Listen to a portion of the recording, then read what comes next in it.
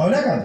భోజనం కాసేపు అయ్యాక పెట్టండి అమ్మ, పర్వాలేదు, కానీ ముందు టీ పోయండి, కాఫీ పోయండి అంటాం. మరి పశువులు పాలివ్వకపోతే? కాబట్టి మన బ్రతుకు తెల్లవారుతూనే దేని మీద ఆధారపడింది? అటువంటి పశువుకు కూడా కృతజ్ఞత చెప్పినటువంటి ఏకైక జాతి భారత జాతి, సనాతన హిందూ ధర్మం అంటున్నట్టు. అందుకు గోమాత అన్నారు. వెనకటి రోజుల్లో గోవులే ఉన్నాయి కాబట్టి గోమాత అన్నారు.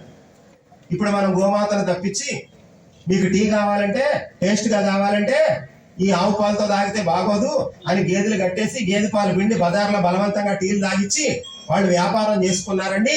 వాళ్ళు మన దేశాన్ని వదిలిపెట్టి వెళ్ళిపోయినా కూడా వాళ్ళు పెట్టినటువంటి ఆచార వ్యవహారాలనే పట్టుకొని వేలాడుతూ జై బోలో భారత్ మాతాకి ఊరికే చేయకూడదు. ఊరికే కాదంటారా? మరి నిజాలు మాట్లాడితే నిష్ఠూరంగా ఉంటుంది. మరి గోమాతను కాపాడుకుంటున్నావా? ఒకవేళ కాపాడేటువంటి ఆలోచన ఉన్నా కూడా దానికి సహకరించే వాళ్ళు లేరండి.